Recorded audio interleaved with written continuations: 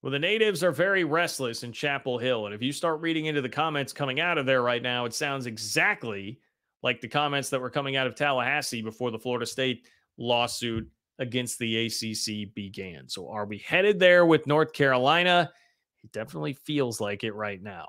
Welcome into the channel. I am John Kurtz. Here on this channel, we talk college athletics all day, every day, college football, college hoops, and conference realignment. Make sure you get subscribed if you are not. Live shows Wednesdays and Sundays. They are a ton of fun. Make sure you're in there on Wednesdays and Sundays. Click the bell after you subscribe so you know when it is that content here is coming. If you could like the video, that would be awesome. Would really appreciate it. It helps me a lot. And leave comments in the comments section here.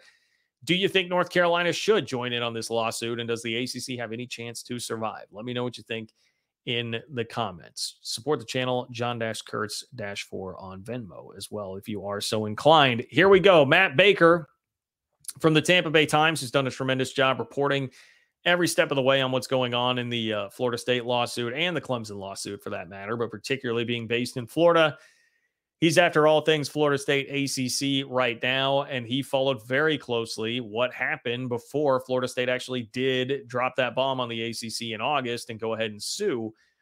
And it's all sounding very, very similar to what we're hearing from North Carolina right now. So let's go to the tape. Matt has done a great job presenting this case.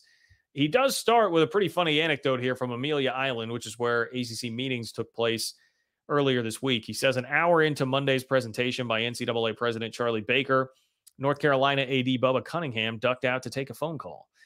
It's the type of mundane administrative act that would normally be easy to ignore in an event like the ACC spring meetings, but these are not normal times for the ACC or one of the biggest wild cards in college sports.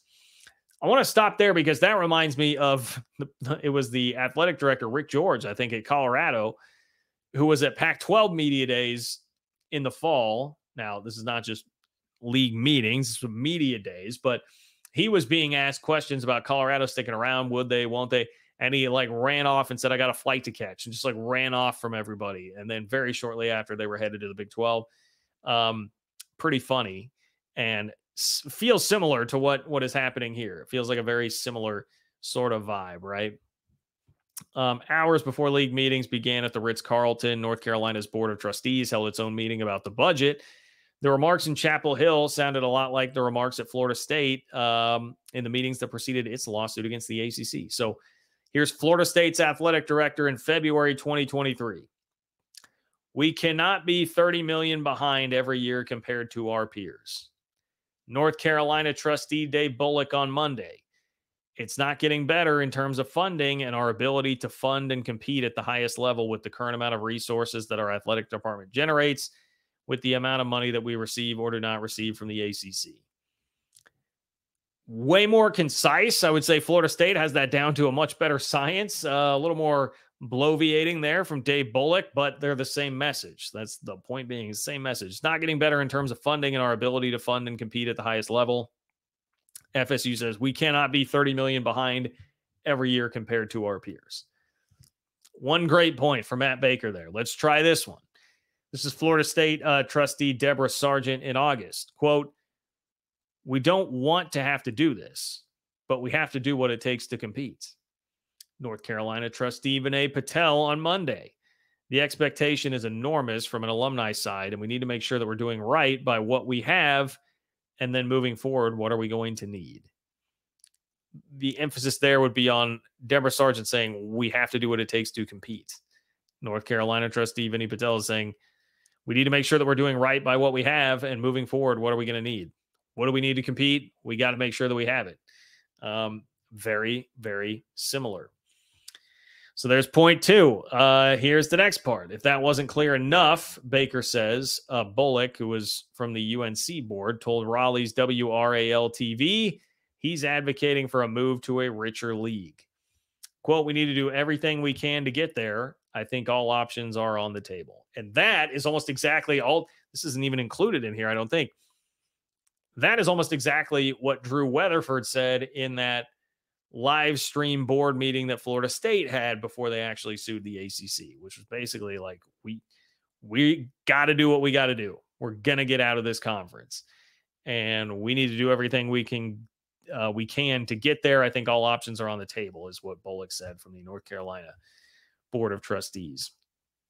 So now, combined with trustees' concerns about the Tar Heels' athletic budget and the administrator who oversees it, made Cunningham's 7-minute phone call seem much more interesting than it probably was. Okay. Fair point. Fair enough. It would be very interesting to be a fly on the wall for that, to know what exactly was going down in that phone call. Baker says it must be noted, too, that Cunningham accused, this is funny, Cunningham, the athletic director at North Carolina, once accused Florida State of barking instead of simply leaving the league and moving on. Those didn't sound like the comments of an administrator looking to exit and clash with the comments of trustees who aren't bullish on the ACC. Once accused Florida State of barking, and now it looks like North Carolina, you're just further behind in the process. Florida State did bark, but they eventually got their lawsuits going. They got the ball rolling, and now they're further down the road than you guys are at this point. What does it all mean? Maybe nothing, but maybe a lot. Baker says, though Florida State and Clemson are the ACC's football powers, the Tar Heels might be a bigger target for the Big Ten and or SEC. I would say, I think definitively they are a bigger target there. For those who've been following along, I think you understand it, but it's explained well here. North Carolina has premier academics in basketball. The state is the third fastest growing in the country and ranks 9th in total population. And neither the Big Ten or SEC have a presence there. That is why. Those reasons combined. I would throw in, too, a very respectable football at North Carolina as well. If North Carolina is seriously considering an exit, the school's tactics have been relatively quiet. The Tampa Bay Times requested the contracts of any legal firms the school has used to explore conference realignment. And the school said last week it had, quote, no existing or responsive university records subject to disclosure under the state's public records law. UNC hasn't clarified if that means the school hasn't hired any outside attorneys or if its contracts are shielded from disclosure. Well, I hope they find attorneys that are similar to what we've had from Florida State, who got all the way down into Raycom Sports and the relationship between former Commissioner John Swofford and his son. We can only hope that North Carolina will wind up adding to the zaniness that has occurred in all of this. Just a wild. Zany is honestly probably not even the right adjective there. It's just been wild. It's been wild what's gone on with North Carolina and Clemson. Baker finishes by saying, regardless, North Carolina is the soul of the ACC. Perhaps the league could survive without Florida State and Clemson, but if the Tar Heels take Tobacco Road out of town to move to the Big Ten or SEC, all bets are off. That's all context for what bubbled up at UNC's trustees meeting and boiled over into the lobby of the ACC meetings. When a conference's viability is in question, every mundane word or action gets magnified, like an AD stepping out to answer the phone. And there you have it. You be the judge. Do you think North Carolina is suing soon? Let me know in the comments. And should they? What will that look like? I'm here for all of your comments. Like the video if you can. Really helps the channel if you could do that on the way out the door. Make sure you're subscribed if you're not. Live shows Wednesdays and Sundays, they are a blast. Follow me on Twitter at JL Kurtz. You can follow me on all the other socials, TikTok, Instagram, Facebook. It's John Kurtz Show there to follow me there. And I really would love to have a lot of you guys there. So with that, I bid you adieu. Thank you for listening. Take care, and I will talk to you soon.